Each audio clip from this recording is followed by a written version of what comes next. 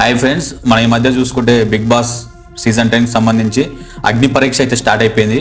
So ఈ అగ్ని పరీక్షలో ఎవరైతే పాస్ అవుతారో వాళ్ళని ఫిల్టర్ చేసి బిగ్ బాస్కి పంపిస్తారు. సో ఇది ప్రొసీజరు. ఇందులో కొంతమంది మన ఉప్పల్ బాలు వాళ్ళు వీళ్ళు వచ్చారు, వాళ్ళని రిజెక్ట్ చేశారు, వాళ్ళు ఏడుపులు ఆర్తనాదాలు, సో వాళ్ళ బాధలు పడుతూనే ఉన్నారు. థర్డ్ ఎపిసోడ్లో ఒక అమ్మాయి వచ్చింది, ఆమె పేరు రాజకుమారి. లిటరల్లీ ఆమె చూస్తే నాకు మట్టిలో మాణిక్యం అంటారు కదా, ఆమె నిజంగా నాకు అలాగే అనిపించింది. ప్యూర్ సోలు బట్ స్ట్రాంగ్ హార్టెడ్, దేనైనా ఎదిరించగలదు. అంటే ఇప్పుడు ఈమె గురించి ఎందుకు చెప్తున్నానంటే, బాస్ గనికి వెళ్తే బిగ్ బాస్కే కాదు బయట ఉన్న పబ్లిక్ కూడా ఎంతో పనికొస్తుందని నాకు అనిపించింది. ఎందుకంటే ఆమె చెప్పిన మాటలు, ఆమె ఒపీనియన్, తను పడిన కష్టాలు, తను చూసిన బాధలు ఏవైతున్నాయో ఇప్పుడు మనం చూస్తుంటాం రెగ్యులర్గా. వైఫ్ని హస్బెండ్ చంపేసింది, హస్బెండ్ని వైఫ్ని చంపేసారు, చిన్న చిన్న కోపాలకే ఇద్దరు విడిపోవడాలు, డివోర్స్ తీసుకోవడాలు అవన్నీ ఉంటాయి కదా. సో తను పడిన కష్టాలు చూస్తే లిటరల్లీ నిజంగా నాకైతే ఏడుపు వచ్చింది అనిపించింది. ఎందుకంటే చిన్న ఏజ్ నుంచే స్టార్ట్ అయింది తన కష్టాలని. ఈవెన్ తనకు 15-16 ఉన్నప్పటి నుంచే స్టార్ట్ అయిందంట. సో తను ఏం మాట్లాడిందో చూద్దాం ఒకసారి మీకు వినిపిస్తాను. దానికన్నా ముందు మీరు ఈ వీడియోని లైక్ చేయండి, అలాగే సబ్స్క్రైబ్ చేసి పెట్టండి. ఎందుకంటే మీరు సబ్స్క్రైబ్ చేస్తేనే నేను పెట్టే ప్రతి వీడియో మీ దగ్గరకు వస్తుంది.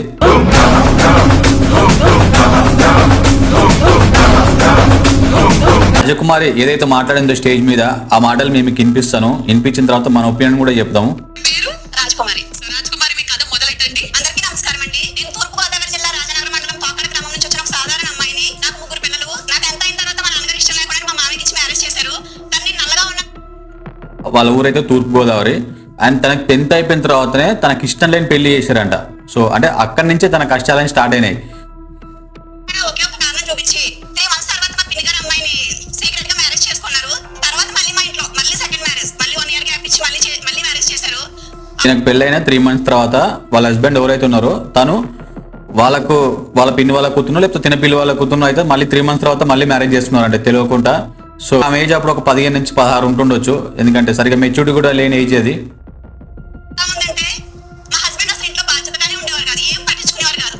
దాంతో చాలా రకాల బిజినెస్ చేయించాను నేను, కానీ నేనే ఓడిపోయాను. అప్పుడు అనుకున్నా నేను నా పిల్లల కోసం తన్ను మార్చడం కాదు, నన్ను నేను మార్చుకుని నా పిల్లల కోసం నిలబడాలని అనుకున్నా. ఎలా అంటే తనకు రియలైజేషన్ పాయింట్ అనేది చాలా చిన్న ఏజ్ లో వచ్చింది. తన హస్బెండ్ తో కొన్ని రోజులు ట్రావెల్ చేసిందంట, తనకు ఏదో బిజినెస్ కూడా పెట్టించిందని చెప్తుంది. బట్ అయినా కూడా తను మారట్లేదు. తను మారాల్సింది నేను. ఎందుకంటే నా 3 పిల్లలు ఉన్నారు, వాళ్ళని బాగా చూసుకోవాలి. ఎందుకంటే వాళ్ళని కన్న నేను కాబట్టి ఆ మొగుడికి ఎలాంటి పట్టింపు లేకపోయినా నాకన్నా సరిగా ఉండాలని చెప్పేసి తనకు ఒక రియలైజేషన్ పాయింట్ అంటారు కదా, అది చాలా చిన్న ఏజ్ లో వచ్చింది. అది ఇప్పటికీ 40-50 సంవత్సరాలు ఉన్న వాళ్ళకు కూడా ఆ రియలైజేషన్ పాయింట్ అంత ఈజీగా రాదు. నీ రియలైజేషన్ పాయింట్ ఎప్పుడైతే వస్తుందో అప్పుడే నీ లైఫ్ ఒక టర్న్ తిరుగుతుంది.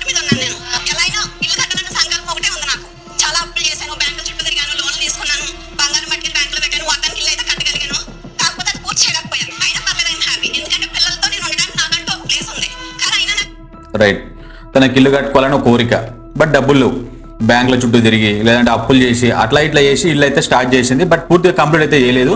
బట్ వాట్ ఎవర్ ఒక చిన్న షెల్టర్ అయితే వచ్చింది తనకు. తన పిల్లలు ఉండడానికి ఒక చిన్న షెల్టర్ అయితే వచ్చింది. సో ఈవెన్ అంతవరకు అచీవ్ చేసినప్పుడు తను ఆల్మోస్ట్ సక్సెస్ అయినట్టే. మనం ఏ పని స్టార్ట్ చేయ ముందు ఆలోచిస్తాం అది ఫెయిల్ అవుతుందా పాస్ అవుతుందా అని.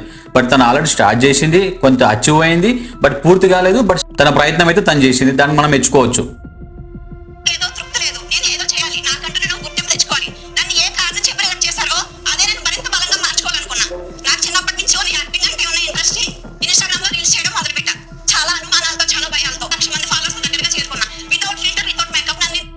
రైట్, తనకి యాక్టింగ్ అంటే ఇంట్రెస్ట్ ఉంది చిన్నప్పటి నుంచి. సో దాని ద్వారా తనైతే ఇన్స్టాగ్రామ్ అయితే స్టార్ట్ చేసింది. బట్ తనకి ఎక్కడైతే అవమానాలు పడ్డాయో, ఎవరైతే తనను అవమానించారో వాళ్ళకి సమాధానం చెప్పాలని డిసైడ్ అయిపోయింది. సో ఎలా చెప్తా సమాధానం, ఒకటి సక్సెస్ అయ్యి చూపించాలి. లైఫ్లో సక్సెస్ అవ్వాలంటే ఏదో ఒక వర్క్ చేయాలి. వర్క్ అంటే నువ్వు నార్మల్ వర్కే కాదు, నువ్వు సోషల్ మీడియాలో కూడా నీ టాలెంట్ అయితే ప్రూవ్ చేయొచ్చు. తను ఎంచుకుంది ఇన్స్టాగ్రామ్. సో ఇన్స్టాలో రీల్స్ చేయడం మొదలుపెట్టింది. సో అలా ఇన్స్టాలో రీల్స్ చేసిన తర్వాత తనకు ఆల్మోస్ట్ 1 lakh నియర్ ఫాలోవర్స్ ఉన్నారంటే. ప్రస్తుతానికి తనకు 1.5 ఉన్నారు. బట్ తను అప్పుడు స్టేజ్ మీద ఉన్నప్పుడు అయితే 1 lakh నియర్ ఉన్నారంట. సో ఈవెన్ ఆ ఇన్స్టాగ్రామ్ వల్లనే తన ప్రపంచానికి తెలిసింది. లేకపోతే ఈ రాజకుమారి అనే ఆమె వాళ్ళ ఊర్లోనే ఉండిపోయేది. ఎప్పుడైతే తను ఇన్స్టాగ్రామ్ అయితే స్టార్ట్ చేసిందో తన కష్టాలు, బాధలు ఇవన్నీ ప్రపంచానికి తెలిసినాయంటే తను ఇన్స్టాగ్రామ్ స్టార్ట్ చేయడం వల్లే.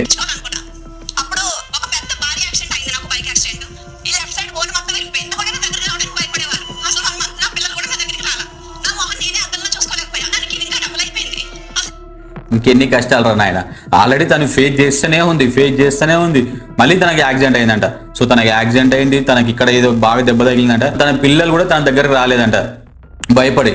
సో తనది ఎందుకంటే ఒక తల్లికి పిల్లలు కూడా దగ్గర రాకపోతే ఎంత బాధ ఉంటుందో ఇంకా తల్లికే తెలుస్తుంది ఆ బాధ ఏంటంటో. తను చెప్పుతుంటే తన కళ్ళల్లో నీళ్లు తిరిగాయి అనమాట. లిటరల్లీ తను ఎంత బాధ అనుభవించిందో. జీవితం అయిపోయిందేమో అనిపించింది.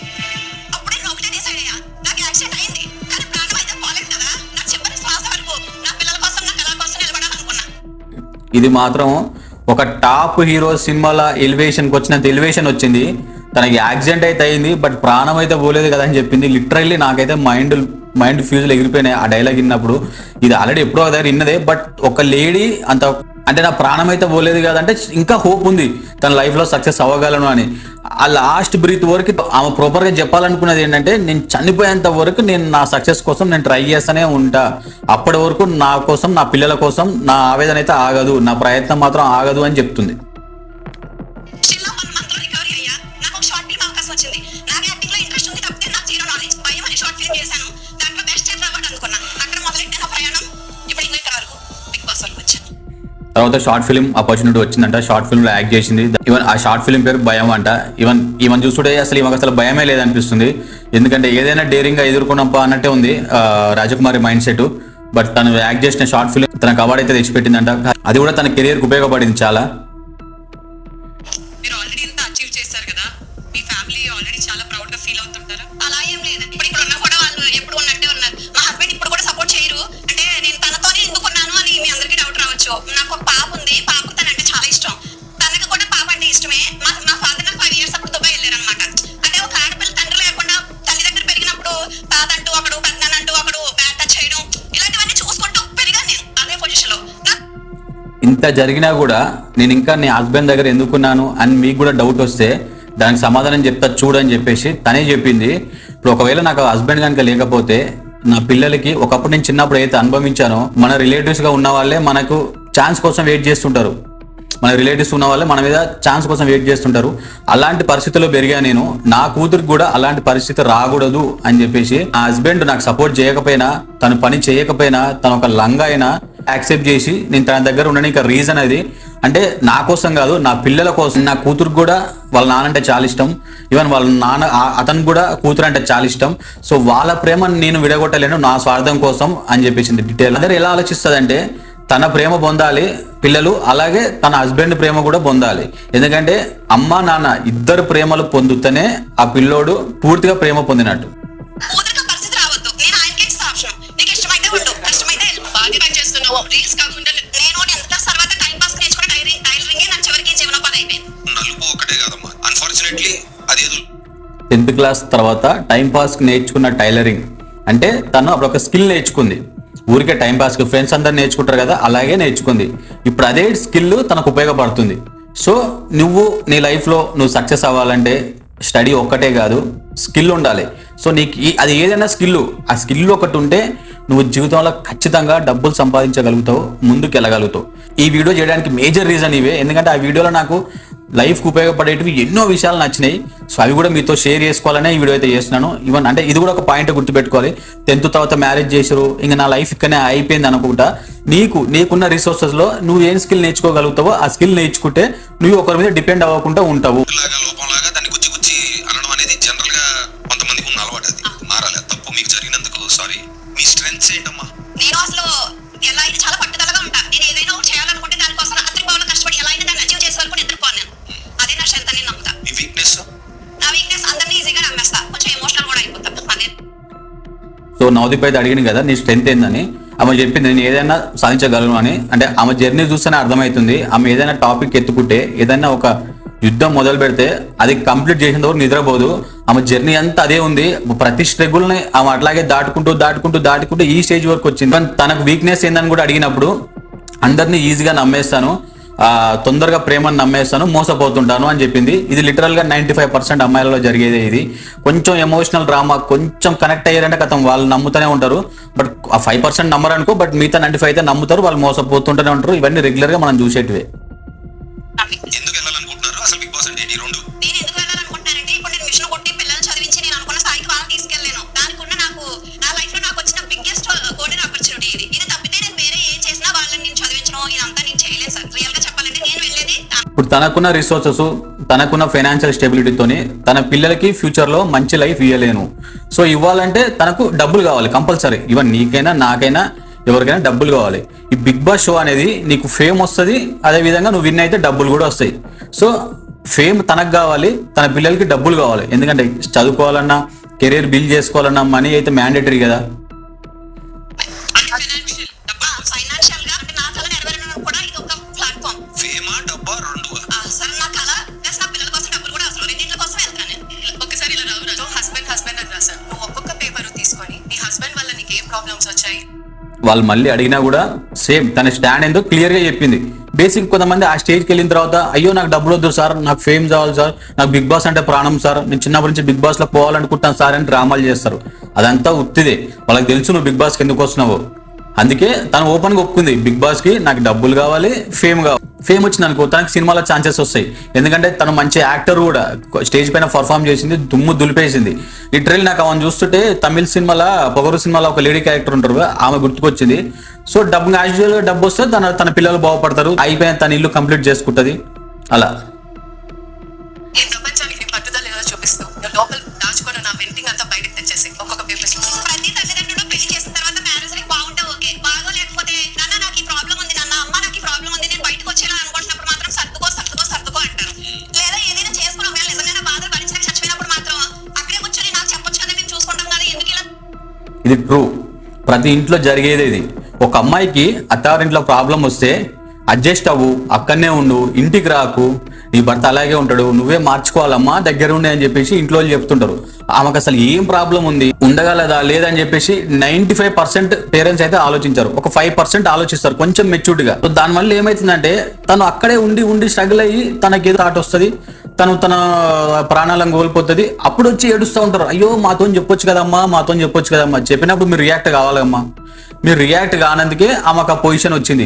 ఇది చాలా ఇండ్లలో జరిగేది. అండ్ ఈ రాజకుమారి ఈ ఇష్యూ భలే చెప్పింది. ప్రతి ఒక్కరికి ఈ ఇష్యూ ఉపయోగపడుతుంది. ఈవెన్ ఎవరైతే పేరెంట్స్ ఈ వీడియో చూస్తున్నారో మీరు ఖచ్చితంగా మీ డాటర్ ఎప్పుడైనా మీకు ప్రాబ్లం ఉంది అని చెప్పినప్పుడు మీరు 1 సైడ్ కాకుండా 2 సైడ్ చూడండి. ఒకసారి అడగండి ఏం ప్రాబ్లం ఉంది.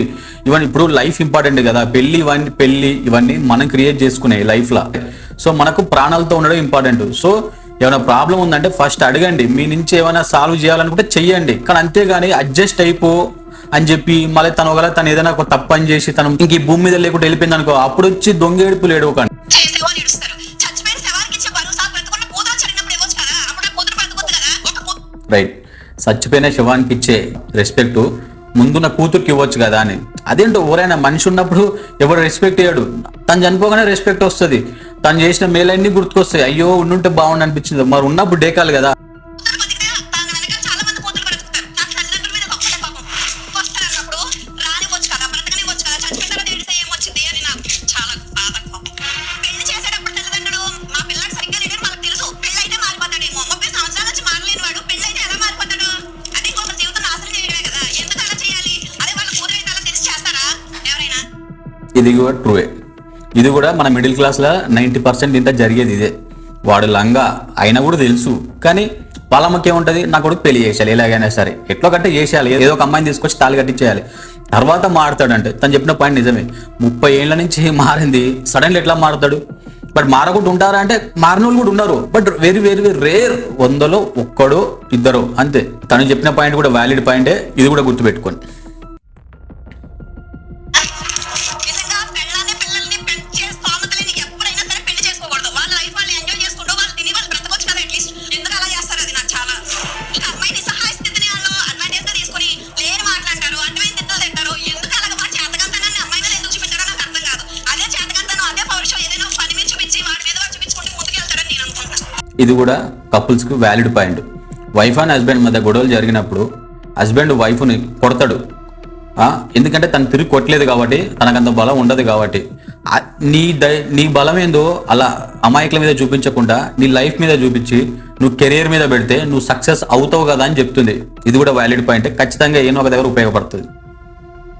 అట్లీస్ట్ నాలని అనుకోని కొంతమంది అమ్మాయిలు బయటకు వచ్చి ధైర్యంగా బ్రతకాలని కోరుకుంటున్నాను. దానికోసమే నేను బిగ్ బాస్ రావాలనుకుంటున్నాను. ఇది కూడా వన్ ఆఫ్ ద రీజన్. నువ్వు ఇప్పుడు చెప్పి నువ్వు చింపినది అసలు నీ డేర్నెస్ కి సూపర్. కానీ ఇప్పుడు నువ్వు ఇంటికి వెళ్తే మీ ఆయన ఇంట్లోనే ఉంటారు, దీనికి ఎలా రియాక్ట్ అవుతారు అనుకుంటున్నావు? ఎలా రియాక్ట్ అయినా నేను ఐ డోంట్ కేర్ అని నేను అనుకుంటున్నాను కదా మేడం. ఎవరు ఏం చేసినా తనకు అనవసరం. రైట్. ఇప్పుడు కొంతమందికి అనిపించచ్చు ఎలా ఎవరు అనుకున్నా ఐ డోంట్ కేర్ కదా, అంటే తిని కూడా హస్బెండ్కి రెస్పెక్ట్ ఇవ్వట్లేదు కదా అని. అది కూడా కొంచెం ప్రాబబిలిటీ ఉండొచ్చు, ఎందుకంటే మనం మొత్తం వన్ సైడే చూడలేము.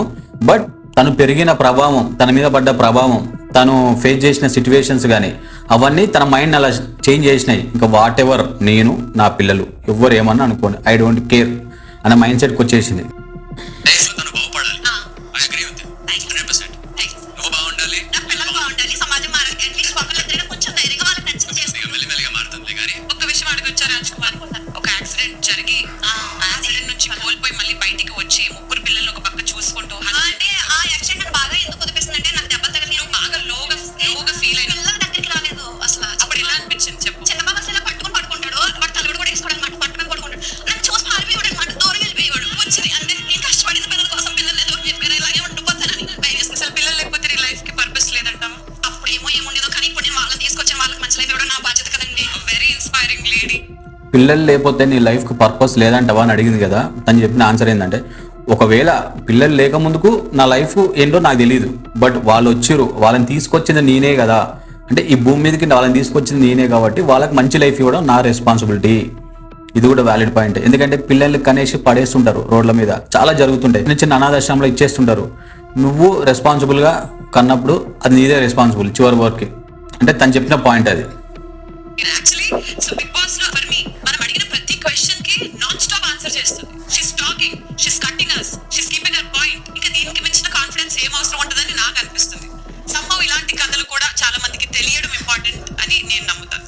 సో నవదీప్ ఎలా అనిపించింది? సో ఇంత జరిగింది కదా కన్వర్జేషన్, తర్వాత తనకు అందరు గ్రీన్ ఇస్తారు.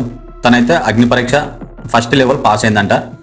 నా కాన్ఫిడెన్స్ ఏంటంటే తను సెకండ్ లెవెల్ కూడా పాస్ అవుతుంది, బిగ్ బాస్లో కూడా వెళ్తుందని అనుకుంటున్నాను.